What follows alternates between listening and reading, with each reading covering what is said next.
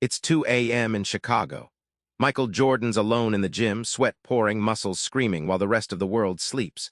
No crowd, no fame, just pure obsession. Tim Grover, his trainer, watches this ritual like a hawk.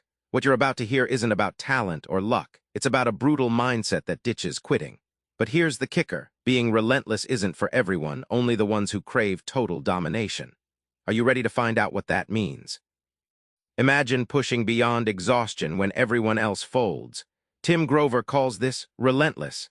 It's a ruthless mindset that separates the good from the unstoppable. Grover tells a story about Michael Jordan in Charlotte. After a crushing loss, instead of sulking, Jordan arrives at the gym at 2 a.m. alone and shoots baskets until dawn. No cameras, no spotlight, just relentless practice. That obsession, it's not talent, it's a mindset. Jordan would only stop when his body forced him, never his mind. Think of your mind like a pressure cooker. Most crack under heat, stress, failure, fear, but relentless people. They're the valve releasing steam, channeling pressure into absolute focus. Grover says mastering your mind means becoming the calm center in the chaos, turning attacks into fuel instead of fear. When you embrace this obsession, you trigger a transformation. You stop playing to not lose and start playing to destroy. Grover reveals elite athletes don't just play the game, they own it. That mental edge makes the difference between good and legendary. The surprising truth? Anyone can train their mind if they dare. Ever seen athletes in the zone, where nothing else exists? Tim Grover breaks down how to not just find this state, but own it time after time. Grover recounts Kobe Bryant's pregame ritual before Game 7 of the NBA Finals. Kobe isolates himself, blocking everything out, turning pain and nerves into laser-sharp focus. That ritual wasn't luck, it was practiced discipline. By controlling every input, Kobe triggers the zone, where instinct takes over and greatness happens. Picture the zone like a muscle you can't see but can strengthen. Grover compares it to tuning a high-performance engine. You keep tweaking, removing distractions, refining inputs until the system hums perfectly.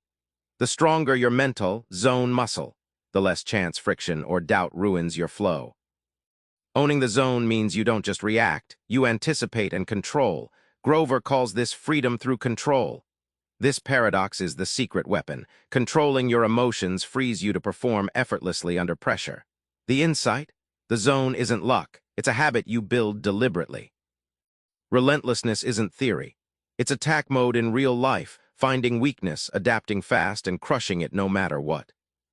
In the 2006 NBA Finals, Tim Grover helped Dwyane Wade unleash a level nobody expected. Wade wasn't the tallest or strongest, but his relentless attack mindset made him unstoppable. He studied opponents obsessively, targeted their smallest weaknesses, then hit relentlessly until they broke down. Grover calls this mental hunting, knowing the kill. Grover likens reading opponents to a chess grandmaster spotting an overlooked move.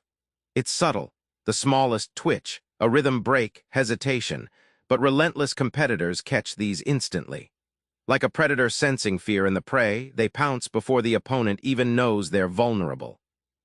When you spot that weakness and attack without hesitation, something magical happens. You grow into a competitor who adapts in real time. Grover stresses winning isn't about having the perfect plan, it's about fierce adaptability. The twist, the relentless never freeze or falter, they evolve instantly and crush it all. Remember Jordan alone in that Chicago gym? That wasn't insanity, it was relentless obsession. When you channel that same intensity, your excuses vanish. Here's your challenge. Tonight, when fatigue or doubt whispers, push one extra minute. Just one. That's how you start mastering the relentless. Keep going when the world stops and watch how everything else falls into place. Subscribe for more book summaries like this one.